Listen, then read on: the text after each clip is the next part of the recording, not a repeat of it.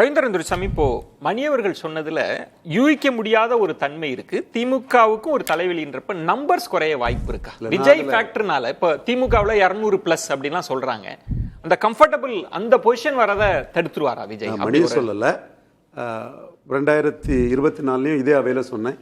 48% வாக்கு முக ஸ்டாலின் எடுப்பாரு, 35 எம்பி சீட்டு அவங்க ஜெயிப்பாங்கன்னு சொன்னேன். இப்பவும் சொல்றேன், 45% வாக்குக்கு மேல முக ஸ்டாலின் தலைமையில இன்டாக்டா பிரின்சிபிள்டா இருக்கக்கூடிய அந்த அலைன்ஸ் எடுப்பாங்க. 45ன்றது நம்ம நாடுமுனை போட்டியில பெரிய நம்பர். பிரெடிக்ஷன் தானே, இது பிரெடிக்ஷன் தானே. அது நாம் மாறுபடலாம், அவர் மாறுபடலாம். நடந்த நீங்க உங்க பிரெடிக்ஷன் நடந்த விஷயத்துல மாறுபடக்கூடாதுங்கறத தான் நான் ஸ்ட்ரிக்ட்டா அனுப்பனே தவிர பிரெடிக்ஷன் அவருக்கு பர்ராக்கெட்டிவ் அவருக்கு பர்ராக்கெட்டிவ் இல்ல. அது நான் எதற்காக குறிக்கிறேன்னா, பார்வையாளர்கள் புரிஞ்சுக்கிறதுக்காக. இப்ப 4 முனை போட்டியில குறைஞ்சது 40 to 45 ரொம்ப கம்ஃபர்ட்டா இருக்குமே திமுக கூட்டணிக்கு.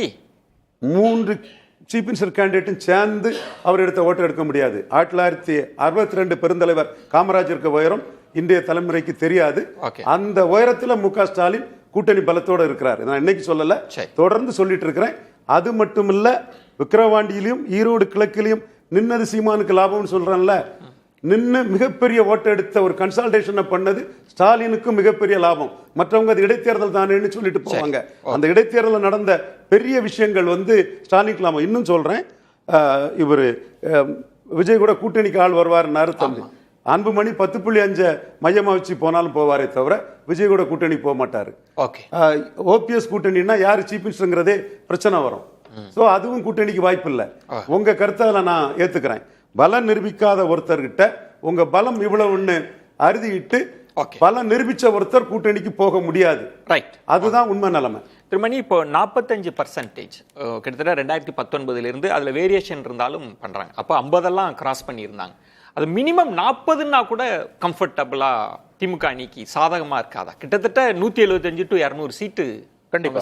45க்குலாம் போக அறவே வாய்ப்பு இல்லை. அசம்பிளி எலெக்ஷன்ல யாருக்குமே 45க்கு போக வாய்ப்பு இல்லை. பார்லிமெண்ட் எலெக்ஷன் டைனமிக்ஸ் வேற, அசம்பிளி எப்பயுமே வேற தான். அதை நம்ம புரிஞ்சுக்கணும். அது எம்ஜிஆர் காலத்துலேருந்தே பார்த்தீங்கன்னா இந்த 3 தேர்தல்களில் 19, 21, 24 3 தேர்தல்கள் பார்த்தீங்கன்னா 19, 24 ஸ்வீப் அவங்களுக்கு அது எதிர்பார்த்தது எல்லாரும். பட் 29 அதே 75 சீட்டு வாங்குறாங்க. 3.5% டிஃபரன்ஸ் தான் இருக்குது. அளவுகோல் 19, 24 கிடையாது, 21 தான். இது அசம்பிளி எலெக்ஷன். 5 ஆண்டுகள் முடிந்து நீங்க மக்கள் கிட்ட போகும் பொழுது 21 to 26 அதுதான். this is for the state. இது மாநிலத்துக்கான ஒரு கருத்து கணிப்பு. உங்களுக்கு வேணுமா வேணாமா, ஸ்டாலின் வேணுமா வேணாமான்னும் பொழுது 19 24 அமோகமாக வாக்களித்த மக்கள் கண்டிப்பாக 26 வாக்களிக்க மாட்டாங்க. ஏன்னா இந்த கால்குலேஷன்ஸ் வேற. பட் அவங்களுக்கு அட்வான்டேஜ் இருக்குன்றதை நான் மறுபடியும் பதிவு பண்றேன். 45%லாம் 200 சீட்டு அதுக்கு வாய்ப்பு அறவே கிடையாது. அறவே வாய்ப்பு கிடையாது. Parliament dynamics is different. அப்படி ஜெயிச்சாலும் அவங்க இட் பி போட்டோ ஃபினிஷா தான் இருக்கும். ரொம்ப அது பார்லிமெண்ட் எலெக்ஷன்னாலும் ஸ்டாலினை முன்னிறுத்தி தான் நடந்தது. அது மட்டும் இல்ல, எந்த ஒரு இடைத்தேர்தலையும் பார்லிமெண்ட் ஓட்டோட அசம்பிளி ஓட்டுக்கு அதிகம் கிடைக்காது. தாரையக்கற்பட்டுக்கு விளவங்கோடு அசம்பிளியில பார்லிமெண்ட்ல நின்ன விஜய் வசந்தோட அதிக ஓட்டு. இது ஸ்டாலின் தலைமைக்கு கிடைச்ச ஒரு அங்கீகாரமா தான் நான் பாக்குறேன். இது நடந்ததை நான் பாக்குறேன். பிரெடிக்ஷன் அவரும் நானும் வேறுபடலாம். இன்னும் இந்த இடத்துக்குள்ள ஏரியா வைஸ் பார்க்கும் போதும் ஸ்டாலின் வெரி கம்ஃபர்டபுளா இருக்கிறாரு. விக்கிரவாண்டி ஈரோடு களத்தை கட்சிகள் போட்டதும் விஜய் கூட அரசியல் வியாபாரியா வராம இருந்ததும் ஸ்டாலினுக்கு ஒரு பெரிய பிளஸ். சீமானுக்கு பிளஸ். அந்த இடம் சீமானுக்கு கீழ்மட்டத்தில் பிளஸ் ஆகி உயர்றாரு, மேல்மட்டத்தில் ஸ்டாலினுக்கு அது பிளஸ். திரு பெருமாள் மணி, இதுல திரு ஸ்டாலின் அவர்களுக்கான இமேஜும் கூட்டணி பலமும் சேர்ந்து இருக்குல்ல, அதுல விஜயால ஊடுருவி சேதாரத்தை ஏற்படுத்தி வெற்றியோ அல்லது எதிர் அப்படி வர்றதுக்கான வாய்ப்பு இருக்கா? சார், இப்ப நீங்க விஜயோட இடத்துல இருந்து இந்த அரசியல் நகர்வை பார்க்கணும். அவர் என்ன நம்பிக்கையில வருவார்? நம்ம எல்லா தரப்புலே இருந்தும் இப்போ திமுகவுக்குன்னு ஒரு செட்டில்டு ஓட் பேங்க் ஒன்று இருக்கு, அனைத்து இந்திய Anna Dravida Munnetra கழகத்துக்குன்னு settled vote bank ஒன்று இருக்கு. அவங்க கூட இன்னைக்கு பாஜக ஒரு கூட்டணியா இருக்காங்க. அவங்களோட பலம் இந்த இருபெரும் கட்சிகளோட கட்டமைப்பு, நிர்வாகிகள், பொருளாதார பலம், அனுபவம், இது எல்லாமே தெரியும் சார். அப்போ நீங்க இங்கே இருந்து கொஞ்சம் ஓட்டு, அங்கே இருந்து அப்படிலாம் இல்லை, எல்லா இடத்துல இருந்தும் நம்ம அப்படி அல்னாதான் நம்ம நிக்க முடியுன்றது அவருக்கு தெரியும். இன்னொன்று, இந்த தேர்தலில் மிகப்பெரிய பங்களிப்பை செய்ய போறது மகளிர் வாக்குகள். அந்த மகளிர் வாக்குகள் ஜெயலலிதா அம்மா மரணத்துக்கு பிறகு அங்கும் இங்கும் நகர்ந்து கொண்டே இருக்கிறது. அதுதான் அந்த வாக்குகள் தான் இந்த தேர்தலில் ஐயா விஜய் அவர்களுக்கு சாதகமாக இருக்க போகிற ஒரு மிகப்பெரிய அம்சம். அதுவும் குறிப்பாக இந்த கல்லூரி முடித்த ஒரு நீங்க, ஏன்னா தமிழ்நாட்டினுடைய அந்த லிட்ரஸி ரேட் வந்து வளர்ந்து கொண்டே வருகிறது.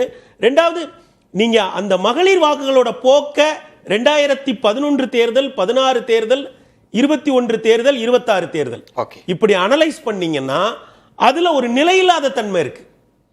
அந்த நிலையில்லாத தன்மை ஐயா விஜய் அவர்களுக்கு சாதகமாகும். அப்புறம் நீங்க வந்து இந்த செக்டார்ல இருந்து இவ்வளவு ஓட்டு அப்படியே கிடையாது. நீங்க அப்படி வந்து எல்லா தரப்புல இருந்தும் வாக்குகளை அள்ள முடியுங்கிற நம்பிக்கை இருந்தாதான் நீங்க ஒரு புது கட்சி ஆரம்பிச்சு ஒரு புதிய சக்தியா எழுச்சி பெற முடியும். எல்லாரும் அந்த நம்பிக்கையில தான் நீங்க அவரு அதுக்கான எல்லா வாய்ப்புகளையும் உருவாக்கிட்டாரு. அவர் சொல்ற இடம்ன்றது இப்ப பொதுவாக வெளியில இருக்கிறப்ப வந்து மகளிர் ஓட்டு அதிகமாக போகும் அப்படின்னு. நம்ம அதிமுகவுக்கு மகளிர் வாக்குகள் போச்சு 2016 எல்லாம் முக்கியமான ஃபேக்டர். ஆனா அதை இன்னும் நம்ம மைக்ரோ அளவுல பேசினாதான் அதை சரியா பேசும். மேலெழுந்த வாரியா பெண்கள் அப்படின்னு நம்ம பேச முடியாது. ஆனா பெருமாள்மணி சொல்ற மாதிரி அப்படி எல்லா இதுல இருந்தும் அப்படி கையை வச்சு அப்படி வாக்குகளை எடுக்கிற மாதிரி எடுத்துட முடியுமா? எல்லா செக்டார்ல இருந்து எடுக்க முடியுமா? எம்ஜிஆர் காலத்திற்கு பிறகு கலைஞர் காலத்திலே இல்லாத அளவுக்கு ஸ்டாலினுக்கு வந்து பெண்கள் ஓட்டு வந்து அதிகரிச்சிருக்கு. அது வந்து ஓட்லே ப்ரூவ் ஆயிருக்கு. 2021 சரி தொடர்ச்சியா நடக்குது. விஜய் வராததுக்கு முன்பு, விஜய் வராதுக்கு முன்பு, அதான் விஜய் இந்த கணவரே வரல தான். இப்போ நம்ம பேசிட்டு இருக்க இந்த கணவரே அவர் ஒன்றும் வரல. எப்படி வந்திருக்குன்னா அந்த ஓட்டுகள் வந்து கவர்ச்சியில் வரல. இப்போ விஜய்க்கு வந்த கவர்ச்சியில் அந்த மாதிரி வரல. அது முழுக்க நேரடியாக பலனடைஞ்சு வந்திருக்கு. அவங்க சில ஸ்கீம்ஸ் 1000 ரூபாய் இது இந்த மாதிரியான நல்வேறு திட்டங்கள் மூலமாக வந்திருக்கு. அவங்களாம் திராவிட இயக்க உணர்வாளர்கள் கிடையாது. எல்லாருமே எம்ஜிஆருக்கு விழுந்தது முழுக்க முழுக்க கவர்ச்சி ஓட்டு. எம்ஜிஆருடைய கலரு, சினிமாவில் நடித்தது, அழகு, நல்ல மனுஷன், இந்த மாதிரி சோறு போடுவார், நிறைய இமேஜ் பிம்பங்கள்ல வந்தது. எம்ஜிஆருக்கு வந்தது, ஜெயலலிதா அவர்களுக்கு வந்தது. அது ஆனால் பெரும்பாலும் திமுக பெண்கள் ஓட்டு குறைவாக தான் இருக்கும். அதே மாதிரி பட்டியல் சமூகத்தினர்ல பிஆர் பாலிடிக்ஸா இருக்கட்டும், மேற்கு மண்டலத்தில் அருந்தையர் ஓட்டுமே அப்படியே இடிமிக்கிட்டது. இந்த திமுக ஆட்சியினுடைய மிகப்பெரிய பலமே அதிமுகவிடம் இருந்து பெண்கள் வாக்குகளையும் அந்த பட்டியல் சமூக வாக்குகளையும் கணிசமா வாங்கி கொண்டிருப்பதுதான். இதை விஜய் பிரிப்பாரா அப்படின்னு கேட்டீங்கன்னா, நீங்க 19 சினிமா ரசிகர்கள் தலித்துகள் வட தமிழகத்துல அதிகமா விழுமே, விஜயாத்துக்கு விழுந்துச்சேன்னு பாத்தீங்கன்னா அப்படியே விழுங்குற நம்பிக்கை எனக்கு இல்லை. ஏன்னா பொலிட்டிசைஸ் ஆயிருக்கிற யாருமே விஜய்க்கு வாக்களிக்க மாட்டாங்க. அதுக்கு ஒரு சின்ன உதாரணம் தான். மணி சார் தொடக்கத்துல அது தெளிவா சொன்னார். இந்த திமுக இவ்வளவு பிரச்சனை இருக்கு, அட்ரஸ் பண்ண எதிர்கட்சி இல்லைன்னாரு.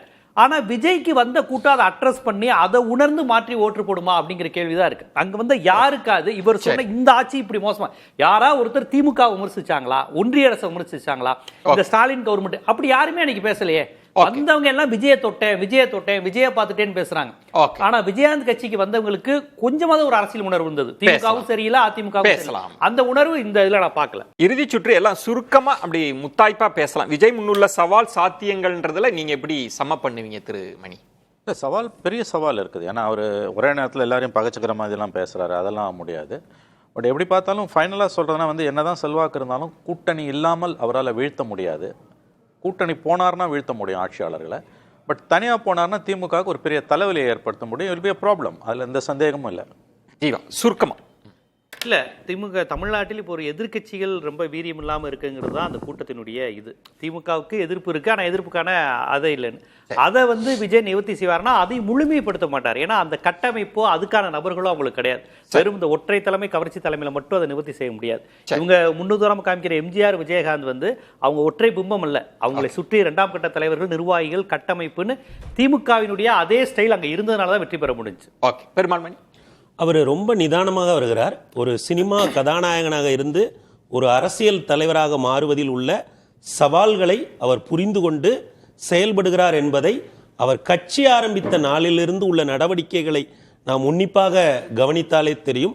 ரொம்பவும் நிதானமாகவும் திட்டமிட்டும் his steps are measured. அதனால் மிகவும் நிதானமாக போகிறார், தெளிவான பாதையில் போகிறார், சரியான பாதையில் போகிறார் என்றுதான் கருதுகிறேன். நடந்த விஷயத்தையே சொல்றேன். விக்கிரவாண்டி இடைத்தேர்தலோட கள்ளக்குறிச்சி சாராய்ச்சாவை பார்க்க வந்தார். அவருடைய ஆதரவாளர்கள் 50,000 ஆன்லைன் மெம்பர் இருக்குன்னு சொன்னாங்க. கள்ளக்குறிச்சியில் என்ன நடந்ததுன்னா போலிங் கூடிச்சு, திமுகவுக்கு போலிங் கூடிச்சு. உதயநிதி ஸ்டாலின் லெப்ட் ஹேண்ட்ல டீல் பண்ணாரு. தென் நோட்டாவுக்கு ஓட்டு குறைஞ்சுது. இதே விக்கிரவாண்டி இடைத்தேர்தலில் சீமான் இது பெரியார் மண்ணு இல்லை பெரியாரே மண்ணுன்னு சொல்லும் போது KP முனுசாமி நோட்டாவுக்கு ஓட்டு போடுவாங்கன்னு சொன்னார். 4,000 ஓட்டு நோட்டாவுக்கு அதிகம் போச்சு. ஆனால் விக்கிரவாண்டியில் பல நிரூபிக்காத விஜய் கண்ட்ரோல்ல ஓட்டு இல்லைன்னு நிரூபிக்கப்பட்டது. நாளைக்குள்ளது நாளைக்கு பார்ப்போம். நேத்து நடந்ததுல ஜெயலலிதாவுக்கு எதிராக மோடியை பார்க்கும் போதும் ஜெயலலிதா 6% வாக்க அதிகப்படுத்தி விஜய் வெத்து வேட்டு செல்லாத நோட்டுன்னு ஜெயலலிதா நிரூபிச்சிருக்காங்க. நாளைக்குள்ளது நாளைக்கு பார்ப்போம். அரசியல்ன்றதே வரலாறும் எதிர்காலமும் நம்பிக்கைகளும் தான். பொறுத்திருந்து பார்ப்போம்.